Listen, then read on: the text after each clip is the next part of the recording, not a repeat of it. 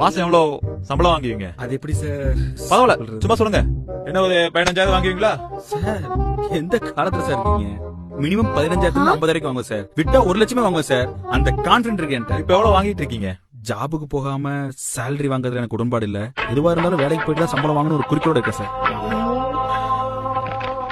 ஊர்ல ஏதாவது சொத்து இருக்கா? 5 ஏக்கர் இருக்கு சார். எவ்வளவு தேதும்? சார் 2 வருஷத்துக்கு முன்னாடி ஏக்கர் 20 லட்சம் சொல்லி 5 ஏக்கரையும் வித்தோம். இப்ப எவ்வளோன்னு தெரியல. நீங்க தான் ஏதோ ரிலேஷன் பண்றதா தர்ஷினி காலேஜ் படிக்கும்போது சொன்னா. நீங்க வேணா கொஞ்சம் விசாரிச்சு சொல்லுங்களேன். ரியல் எஸ்டேட் பண்றது மட்டும் தான் சொன்னாலா, இல்ல இந்த கட்ட பஞ்சாயத்து அடிதடி ஏன் இதெல்லாம் எதுவும் சொல்லியா? அது சார் அன்னைக்கு காலேஜ் ஆஃப் டே, அதனால பாதி தான் சொன்னேன். உனக்கு எந்த நம்பிக்கையில என் தங்கச்சி கட்டி கொடுப்பேன்னு நினைக்கிற நீ? உனக்கு இதே மாதிரி தங்கச்சி இருந்தா அவன் இன்னொரு பையனை லவ் பண்ணி அவனுக்கு வேலை இல்லாம சொத்து இல்லாம தான் நீ கல்யாணம் பண்ணி கொடுப்பியா? சொல்லு, கல்யாணம் பண்ணி கொடுப்பியா? கண்டிப்பா கல்யாணம் பண்ணி கொடுப்பேன் சார். எனக்குன்னு சொந்தமா தங்கச்சில இல்ல சார். உங்க தங்கச்சி எனக்கு கல்யாணம் கொடுத்தீங்கன்னு வச்சுக்கோங்களேன், அவளை ஏன் தங்கச்சி நடிச்சு உள்ளங்களை தாங்குவேன் சார். நாளானிக்கே நீங்க சொன்ன மாதிரி அவன் என்ன மாதிரி ஒரு பையனை கூட்டு வந்து சேர்த்து வைன்னு சொன்னான்னு வச்சுக்கோங்களேன், நான் எந்த ஒரு எதிர்பார்ப்பும் இல்லாம அவங்களை சேர்த்து வச்சிருவேன் சார். ஏன்னா நான் காசை மதிக்கிறேன் சார், உண்மையான காதலை மதிக்கிறேன் சார். எங்க உங்க அண்ணன்?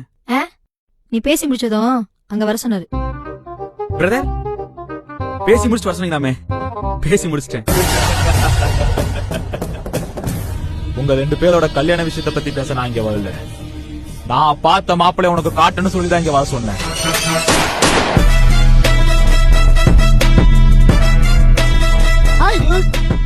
சின்ன வயசுல இருந்து என் தங்கச்சி ஆசைப்பட்டு நான் எதுவும் வேண்டான்னு சொன்னதில்ல. ஆனா நான் இப்ப எடுத்துக்க முடிவு அவளுக்கு கஷ்டமா தான் இருக்கும். அதனால இந்த விஷயத்த நீயா அவகிட்ட சொல்லிட்டு அப்படியே ஓடி போயிடு. உனக்கு எவ்வளவு பணம் வேணாலும் வாங்கிக்க. ஆனா நான் உன்னை திரும்ப பார்க்க மட்டும் கூடாது. பணம் வேணாம், நானே சொல்லிடுறேன். இந்த விஷயத்த முன்னாடி என்கிட்ட சொல்லிருக்கலாமேனா? ஏனா மறைச்ச? அதுமா பாரத் எல்லாமே என்கிட்ட சொல்லிட்டானா? இது ஒண்ணு அவ்வளவு பெரிய தப்பு இல்லையா? புரியலமா? இன்னும் ஏனா நடிக்கிற? தர்ஷினி, நீ நினைக்கிற மாதிரி உங்க அண்ணன் நம்ம கல்யாணத்தை பத்தி பேச வர சொல்ல. வாட்? அவர் தனக்குன்னு ஒரு மாப்பிளைய தேடிட்டாரு. என்னடா சொல்ற? பதட்டப்படாத தர்ஷினி. முதல்ல நானும் இப்படிதான் பதட்டப்பட்டேன். ஒரு பையனோட மனசு ஒரு பையனை தான் புரியும். அதை உங்க அண்ணன் கரெக்டா தெரிஞ்சு வச்சிருக்காரு. இந்த விஷயத்தை டேட்டா ஓன்ற சொல்ல சங்கடப்பட்டுதான் என்ன இங்க வர சொல்லிருக்காரு. பாவம், நம்ம நாட்டுல இதுக்குன்னு ஒரு சட்டம் இருக்குன்னு கூட தெரியாம இப்படி கூணி குறுகி நிக்கிறார் பாரு. போ தர்ஷினி, போய் 4 வார்த்தை ஆறுதல பேசிட்டு.